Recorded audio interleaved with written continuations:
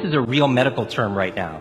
This is the idea that we're outsourcing our brains to our smart devices. We're so reliant on our smartphones that our smartphones are making us stupid. Does that make sense?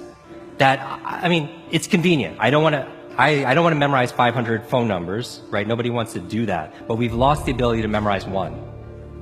Like if I give you a 7-digit number now, how difficult? Would it be you find that kind of difficult to memorize, like a phone number that you used to do years ago? Yes or yes? Because if I take my arm and I put it into a sling for 6 months, does it stay the same? Would it even grow stronger? It would what?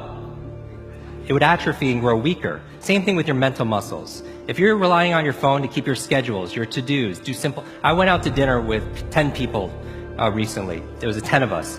And 3 people at the end pulled out their phones to divide the bill by 10. Can I borrow someone's phone, please? Anyone? Thank you.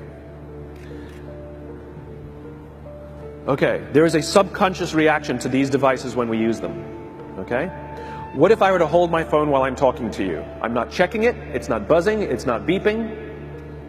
I'm nothing. I'm just holding it. Do you feel at this moment that you are the most important thing to me right now? No, you do not. Because there is a subconscious reaction we have to the device. When it is out, it makes the people around us feel that they are less important. When we show up to a meeting, or a lunch, or a dinner, with our colleagues, our clients, or our friends, or our families, and we put the phone on the table, we have announced to everyone in the room that they are not that important to us. And by the way, putting the phone upside down is not more polite. My favorite one is in the meeting or at a lunch with someone that the phone will ring and the caller ID will pop up and they will go, I'm not going to get it. Oh, so magnanimous. Oh, I'm lucky to eat with you today. Or they could just put the damn thing away. You can tell how addicted we are. When somebody pulls out their phone when you're with them, how uncomfortable does that make us feel? You're walking down the street with someone, they pull their phone out. We feel stupid, so what do? We pull our phones out. We're so addicted. Somebody goes to the bathroom when we're at dinner, and what do we have to sit there by ourselves? God forbid we should look around the room for 5 minutes. We pull our phones out. Meetings, awful. What do we do when a meeting happens, right? Everybody's sitting waiting for the meeting to start. Bob's running a few minutes late. Bob's here? Okay, start the meeting. Do you know when relationships are built? All that in between time. Thank you very much.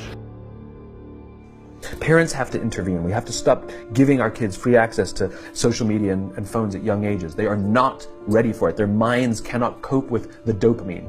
Balance is fine. You can give a kid a phone, but they can't use it in their bedroom. They can't have it at the dinner table. They can't take it to school. They can only have it up to a certain hour, and you take it away. They're children. You can take the phone away. We've got to intervene. The science is alarming. They did experiments on mice where they did the multitasking. They put flashing lights to mimic going from the computer to the cell phone, the computer to the cell phone to the TV. The mice that were exposed to the changing lights, it took them 3 times longer to solve a maze than the mice that weren't, and the damage was permanent. It didn't improve when they stopped the lights.